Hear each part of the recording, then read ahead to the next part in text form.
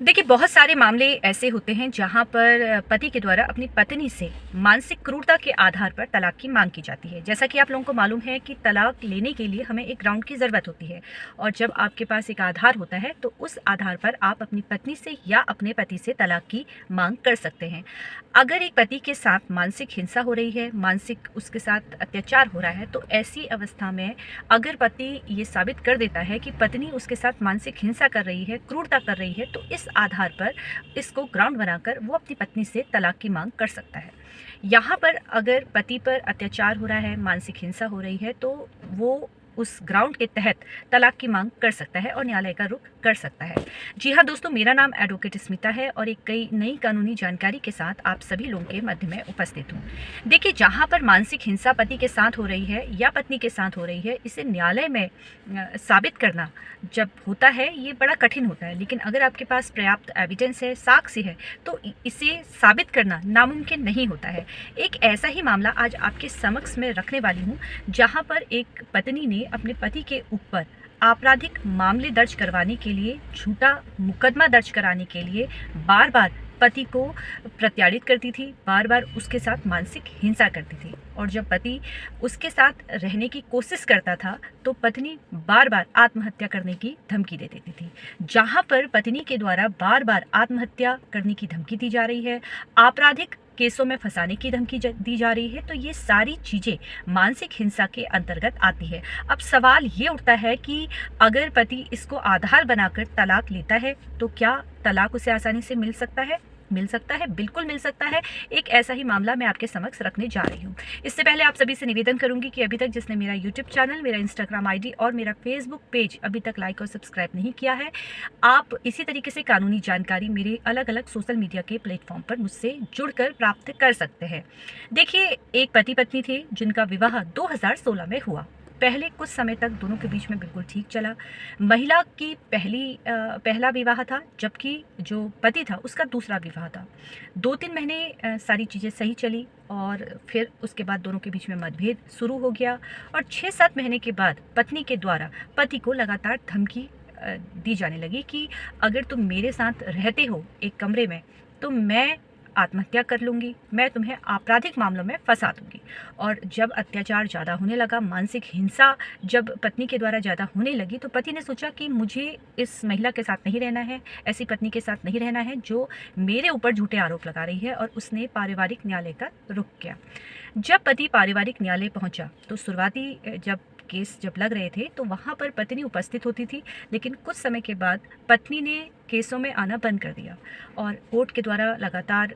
सम्मन पत्नी को जाते थे, लेकिन उसके बावजूद पत्नी नहीं आती थी। खैर, पति के पक्ष में फैसला नहीं हुआ और मामला खारिज कर दिया गया कि आपको अब तलाक नहीं मिलेगा।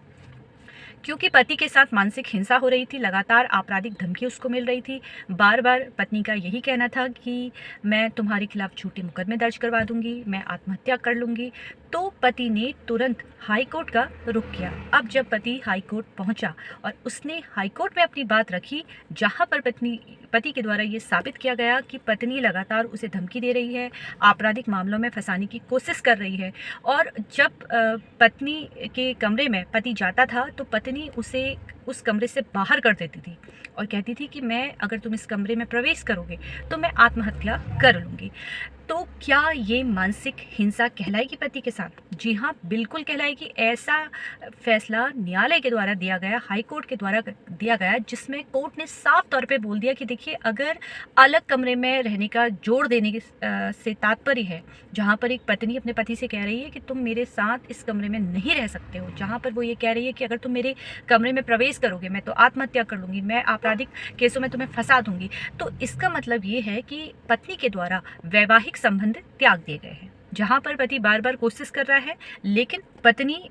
आत्महत्या करने की धमकी दे रही है, लगातार उसे झूठे केसों में फंसाने की कोशिश कर रही है, तो साफ इससे साबित होता है कि पत्नी अब पति के साथ नहीं रहना चाह रही है, वैवाहिक संबंध उसने त्याग दिए। ध्यान रखिए कि ये सारी चीज़ों के लिए आपके पास पुख्ता एविडेंस होनी चाहिए, साक्ष्य होनी चाहिए, जिसे आप साबित कर सकें कि पत्नी ने आपराधिक केसों में फंसाने की धमकी दी गई है या उसने आत्महत्या करने की आपको धमकी दे रही है, लगातार उसने हो सकता है कोशिश की है। तो कोर्ट ने ये साफ तौर पर बोल दिया है कि देखिए, इससे कोई फर्क नहीं पड़ता अगर महिला अपने पति के साथ संबंध नहीं बना रही है, बार बार झूठे केसों में फंसाने की कोशिश कर रही है, अपने कमरे में प्रवेश नहीं करने दे रही है, तो इससे सीधे से तात्पर्य है कि पत्नी ने अपना वैवाहिक जीवन त्याग दिया है। तो यहाँ पर पति को आसानी से तलाक मिल गया। जो पारिवारिक न्यायालय ने तलाक की याचिका खारिज कर दी, उसके आधार पर पति ने अपील की, और अपील जब पति के द्वारा की गई, उसने सही तरीके से साक्ष्य प्रस्तुत किए, अपना पक्ष वहाँ पे रखा, धैर्य रखा और अपने आप पर विश्वास रखा। जो उसने एलिगेशन अपनी पत्नी पे लगाए थे, उस आधार पर उस पति को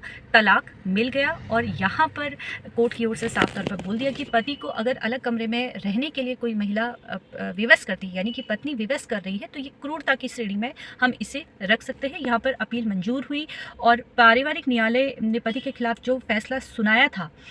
उस आदेश के खिलाफ फैसला आया और पति को आसानी से पत्नी से तलाक मिल गया। इसी तरीके से कानूनी जानकारी प्राप्त करने के लिए आप लोग मुझसे जुड़ते रहिए। अगर आपको वीडियो पसंद आया तो इसको लाइक शेयर करना बिल्कुल भी ना भूलें, और आपको कमेंट तो मुझे करने ही है। फिलहाल इसी तरीके से मुझसे जुड़ते रहिए। धन्यवाद।